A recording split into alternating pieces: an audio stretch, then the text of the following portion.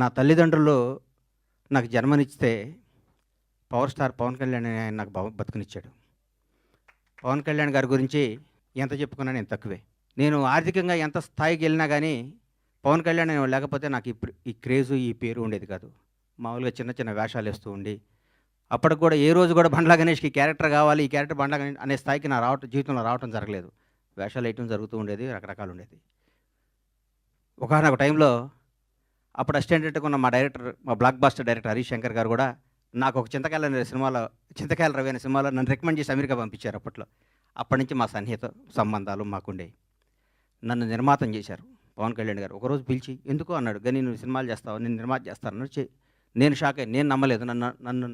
నన్ను నేను నమ్ముకోలేని పరిస్థితిలో కూడా నన్ను నిర్మాత చేస్తే చాలామంది ఆయన అభివృద్ధి కోరుకుని ఆయన సన్నిహితులు కూడా నువ్వేంటే గణేష్ సినిమా చేయటం అంటే కూడా నేను మాట ఇచ్చాను, మాట తప్పను అని నన్ను నిర్మాతం చేసిన పవన్ కళ్యాణ్ గారికి ఈ సందర్భంగా ఇంకొకసారి పాదాభివందనాలు తెలియజేసుకుంటున్నాను. గబ్బర్ సింగ్ ఒక చరిత్ర. ఈరోజు మార్నింగ్ ఎక్కడో వాకింగ్ చేసి బయటకు వస్తుంటే ఏందన్నా గబ్బర్ సింగ్ రిలీజు అంటున్నావు, టీవీలో వస్తుంది, గొడవ ఉంది, రెండో రిలీజ్కి ఎంత క్రేజ్ అయిందా అని అడిగాడు ఒక ఆయన. నేనన్నా హిందువులకి భగవద్గీత, ముస్లింలకి ఖురాన్, క్రైస్తవులకి బైబిల్ ఎంత పవిత్రమైందో పవన్ కళ్యాణ్ అభిమానులకు కూడా గబ్బర్ సింగ్ ఎంత పవిత్రమైందిరా బాబు, అది అప్పుడు ఆ చిరస్థాయిగా గుండెల్లో ఉండిపోయేది అని చెప్పాను. దాని గురించి మనం ఏం చేయలేం. ఈ సినిమా అణువణువున ఏ బ్రహ్మ ముహూర్తాన భగవంతుడు ఈ ముహూర్తాన్ని క్లాప్ కొట్టించాడో కానీ ఏ బ్రహ్మ ముహూర్తం హరీష్ శంకర్ గురించి చెప్పాలి. హరీష్ శంకర్ అనేవాడు జీవితంలో కోపానికి పగకి తేడా ఉంటుంది. కోప్పడేవాడు ఎవడో హానికరదు. కోపం అనేది నీడపాము లాంటిది, అది కరిచిన ప్రమాదం లేదు. పగ అనేది నాగుపాము లాంటిది, కరిస్తే చచ్చిపోతాం. మేమందరం కోప్పడే బ్యాచ్ అది. మేము ఏదన్నా గబగబ మాట్లాడుతుంటాం కానీ మేము ఏది మనసులో పెట్టుకోం. మాకు ఆ క్షణాన్ని ఆ పని అయిపోవాలి, ఆ క్షణం అది అయిపోవాలి. అంతేగాని మాకు కోపమో మాకు ఈగోనో మాకు మాట్లాడటం రాదని మీరు అనుకోవద్దు. మేము చాలా చిన్న స్థాయి నుంచి వచ్చిన వాళ్ళం కాబట్టి, చిన్న కుటుంబాల నుంచి వచ్చిన వాళ్ళం కాబట్టి, ఈ రంగుల ప్రపంచంలో మాకు స్థాయి వచ్చింది కాబట్టి, ఈ రంగుల దాంట్లో మాకు పేరు వచ్చింది కాబట్టి, దీన్ని నిలుపుకునే తాపత్రంలో మేము గబగబా మాట్లాడి కొన్ని తప్పులు చేస్తే దాన్ని మీరు మనసుకు తీసుకొని మమ్మల్ని హర్ట్ చేశాడు, మీ చేతిలో పెన్ అనే ఆయుధంతో మా జీవితాన్ని మీద మచ్చరాయకూడదని మనస్ఫూర్తిగా మీకు కోరుకుంటూ, మీ ఆశీస్సులు ఉండాలని ఆశిస్తూ, మీ అందరి ఆశీస్సులతో మేము పైకి రావాలని ఇంకొకసారి కోరుకుంటున్నాం. ఈ గబ్బర్ సింగ్ అనే సినిమాని అణువణువున ప్రతి అడుగు, ప్రతి మాట, ప్రతి క్షణం, ప్రతి కష్టం హరీష్ శంకర్కే చెందుతుంది. హీరో గారితో అంతకుముందు నేను తీన్మార్ సినిమా తీశా. హీరో గారు ఎవరేం చెప్తే అది చేస్తాడు, పాపం నమ్మితే వదిలేస్తాడు. గబ్బర్ సింగ్ అనే చిత్రాన్ని హరీష్ శంకర్ ఏం చెప్తే అది చేద్దామని ఫస్ట్ డే నాతో చెప్పాడు. బాబు నేను షర్టు గుండీ లిపితే పోలీసు అడిగిపోతాడా అని అడిగాను నేను ఒకరోజు. నీకెందుకురా, నువ్వు దూరం కూర్చో అనేవాడు నన్ను. ఆయన ప్రతి ఒక్కటి అంత గొప్ప సినిమా. 12 సంవత్సరాల కెరీర్లో ఆ ప్రయాణంలో ఒక్కొక్కళ్ళు మల్లెపూలు ఇస్తే కొంత తల్లో పెట్టుకుంటే కొంత ఎక్కడో పెట్టుకుంటారు. హరీష్ శంకర్ని వాడుకునేవాడికి తెలుస్తుంది హరీష్ శంకర్ పవర్ ఏంటో. వాడుకునేవాడు ఎక్కడో పెట్టుకుంటే మనం ఏం చేస్తాం దానికి. ఇప్పుడు మల్లెపూలు ఉంటాయి, కొందరు తల్లో పెట్టుకుంటారు, కొందరు దేవుడి దగ్గర పెడతారు, కొందరు ఇంకెక్కడో పెడతారు. మా హరీష్ శంకర్ అనే ఒక డైమండ్ని ఎక్కడో పెడుతున్నారు. హరీష్ శంకర్ అనేవాడు నాకు వస్తే, హరీష్ శంకర్ అనేవాడు ఎక్కడితే ఆ పువ్వు అనేవాడిని ఎట్లా నేను చూపిస్తాను. నేను హరీష్ శంకర్ అనేవాడిని అద్భుతంగా ఒక సీసాలో ఒక అద్భుతమైన సీసాలో సారా పోతే సారా సీసా అవుద్ది, పాలు పోతే పాలు సీసా, అమృతంతో అమృతం సీసా అవుద్ది. హరీష్ శంకర్ అనేవాడు సీసాలు అంటాడు. ఆ సీసాలో అద్భుతమైన సినిమా కథ చేసుకుంటే హరీష్ శంకర్ తెలుగు ఇండస్ట్రీలో రాబోయే 25 ఏళ్ళు డైరెక్టర్గా నంబర్ 1గా ఉంటాడు. నాకు తెలుసు హరీష్ శంకర్ అంటే ఏంటో, నాకు తెలుసు. పవన్ కళ్యాణ్ గారి గురించి ఏం చెప్పమంటారు, ఎందుకు చెప్పమంటారు, ఎన్నేం చెప్పమంటారు. ఒక గొప్ప మానవత్వం గల వ్యక్తి, ఒక నిజాయితీ గల నిబద్ధత గల వ్యక్తి, నీతివంతుడు. తన కోసమే కాదు, తన బిడ్డల కోసమే కాదు, తన బిడ్డల కోసం, తన కుటుంబం కోసం అంటే సంవత్సరానికి ఒక సినిమా చేసుకుంటూ ఎవరిని కలపకుండా 6 నెలలు ఇక్కడ, 6 నెలలు ఫారిన్లో, 6 నెలలు జనాన్ని కనపడకుండా నెలకు 10 రోజులు షూటింగ్ చేసుకుంటూ సంవత్సరానికి భారతదేశంలో ఏ నటుడు పొందనంత అత్యధిక రెమ్యునేషన్ పొంది కూడా హాయిగా బతకగల కెపాసిటీ ఉన్న పవన్ కళ్యాణ్ ఈరోజు జనం కోసం కుటుంబాన్ని వదిలేసి, పిల్లల్ని వదిలేసి, తన సుఖాలను వదిలేసి, అన్నీ వదిలేసి అహర్నిశలు పోరాడి దాదాపు 10 సంవత్సరాల పాటు 10-12 సంవత్సరాల పాటు ప్రజల కోసం పోరాడి ఈరోజు ఒక స్థాయిలో ఉన్నారు. నేను పూర్తి స్థాయిలో ఉన్నాను నేను చెప్పను, ఎందుకంటే నేను ఆయన ఎక్కడో ఊహించుకున్నాను, అది అవుద్ది ఆయన రోజు నేను మాట్లాడతా. పవన్ కళ్యాణ్ ఒక నిబద్ధత గల వ్యక్తి, నిజాయితీగా బతికే మనిషి, నీతిగా బతికే మనిషి. నన్ను ఒక ఆయన హీరో పవన్ కళ్యాణ్ గారు ముఖ్యమంత్రి అయ్యారు కదా, ఒక చిన్న పని చెప్తా అన్నాడు. నేను పైనుంచి కింద చూశాను, నన్ను కొడతాడు నాయన, మనం కొందరిని దూరం నుంచి చూడాలి, కొందరు దగ్గరికి వెళ్తాను ట్రై చేయకూడదు, మనకు అనవసరం అవన్నీ, ఆయన ఎప్పుడు పిలిస్తే వెళ్తాను వదిలే అని చెప్పాను. అట్లాంటి పవన్ కళ్యాణ్ గారితో గబ్బర్ సింగ్ లాంటి సినిమా తీయటం, దాన్ని రిలీజ్ చేయాలని 1 year బ్యాక్ నేను నా మిత్రుడు మర్చిపోయాను. ఈ గబ్బర్ సింగ్ అనే సినిమాని ఎట్లా రిలీజ్ చేయాలి, ఎట్లా రిలీజ్ చేయాలంటే దీన్ని హీరో గారిని నాకంటే ఎక్కువ ప్రేమించేవాడు ఎవరున్నారు? ప్రేమించి ఈ సినిమా రిలీజ్ చేయాలి. ప్రేమించి ఈ సినిమా డైరెక్ట్ చేశాడు హరిశంకర్. ప్రేమించి ఈ సినిమా తీశాను నేను. ప్రేమించి అద్భుతంగా మ్యూజిక్ చేశాడు దేవిశ్రీ ప్రసాద్.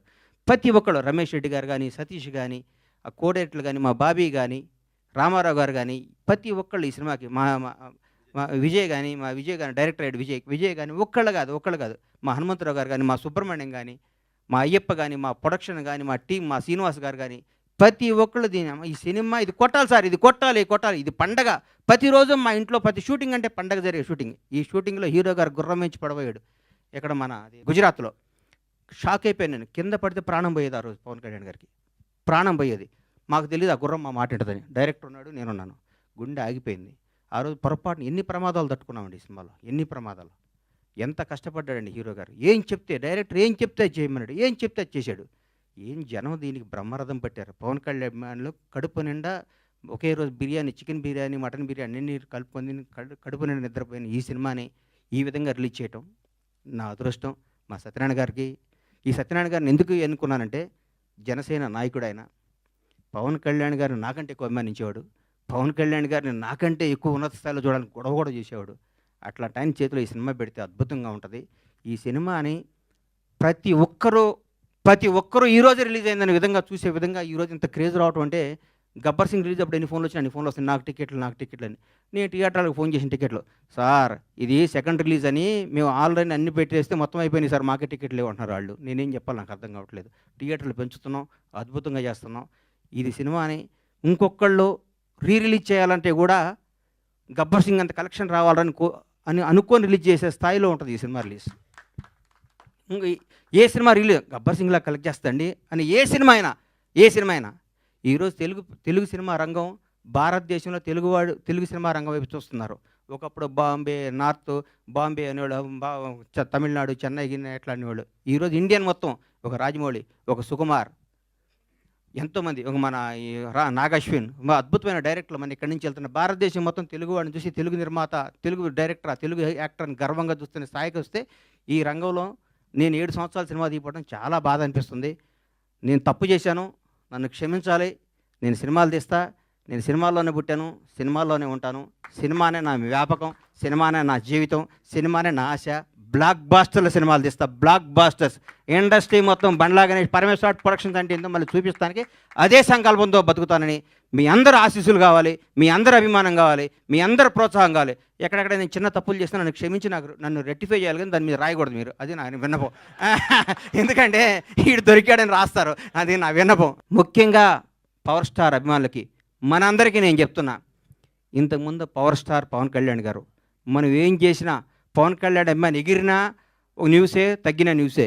ఇప్పుడు నేను చెప్తున్నా, గౌరవ ఆంధ్రప్రదేశ్ రాష్ట్ర ఉప ముఖ్యమంత్రి, జనసేన నాయకుడు, ఈరోజు భారతదేశాన్ని పరిపాలిస్తున్న ప్రభుత్వంలో ఒక కీలక పాత్ర పోషిస్తున్న మహోన్నత వ్యక్తి. మనం థియేటర్లో చాలామంది థియేటర్లు ఎందుకు ఇవ్వట్లేదు అంటే, బాబోయ్ మీ పవన్ కళ్యాణ్ ఫ్యాన్స్ మా సీట్లు ఎరగొడతారంటున్నారు. మీ అందరికీ చెప్తున్నాం సార్, ఎగ్జిబిటర్స్ అందరికీ, మా పవన్ కళ్యాణ్ ఫ్యాన్స్ ఇంతకు ముందు కాదు, క్రమశిక్షణ గల వాళ్ళు. మీ సీట్లు ఎరగొట్టరు, ఆనందం తెలియజేసుకుంటారు, మీకు ఏ నష్టం చేయరు. దయచేసి మాకు థియేటర్లు ఇవ్వండి. దయచేసి చేతులెత్తి నమస్కరిస్తున్న ఎగ్జిబిటర్స్ అందరికీ థియేటర్స్ ఇవ్వండి. పవన్ కళ్యాణ్ ప్రతి ఒక్క అభిమాని సెప్టెంబర్ 2వ తారీఖు నాడు ఉదయాన్నే గుడికి వెళ్తాడు, 11 థియేటర్కి వెళ్తాడు. ఇది కన్ఫర్మ్. గుడికి వెళ్ళి పవన్ కళ్యాణ్ 100 ఏళ్ళు బతకాలనుకుంటారు, థియేటర్కి వచ్చి పవన్ కళ్యాణ్ ఉత్సవాలు చూసుకుంటారు. ఈ రెండింటిని మాత్రం మీరు మమ్మల్ని నిరుత్సాహపరచొద్దు. దయచేసి ఆంధ్రప్రదేశ్లో ఉన్న తెలుగు రాష్ట్రాల్లో ఉన్న ప్రతి ఎగ్జిబిటర్కి చేతులెత్తి నమస్కరిస్తే రిక్వెస్ట్ చేస్తున్నా, థియేటర్ మీ థియేటర్ పవన్ కళ్యాణ్ ఫ్యాన్స్ తరపున, పవన్ కళ్యాణ్ అభిమానుల తరపున, ఒక అభిమానిగా, పవన్ కళ్యాణ్ భక్తుడుగా నేను మీ అందరికీ మాటిస్తున్నాను. మా వాళ్ళు థియేటర్లు ఎరగొట్టరు, థియేటర్లు ఆగం చేయరు. పవన్ కళ్యాణ్ మనుషులు అండి మేము. మా బాస్ ఇలా ఆంధ్రప్రదేశ్ రాష్ట్ర ఉప ముఖ్యమంత్రి, జనసేన అధ్యక్షుడు, ఇంతకుముందు పవర్ స్టార్ కాదు. మేము మా దేవుడి కోసం మీకు ఏ హాని తలపెట్టం, మేము అభిమానించుకుంటాం. ఈ గబ్బర్ సింగ్ సినిమా తీస్తే మాకు దైవ దర్శనం జరిగినట్టు కాబట్టి మా దైవ దర్శనానికి మీరు ఆటంకం కలిగించొద్దని రిక్వెస్ట్ చేస్తున్నాం.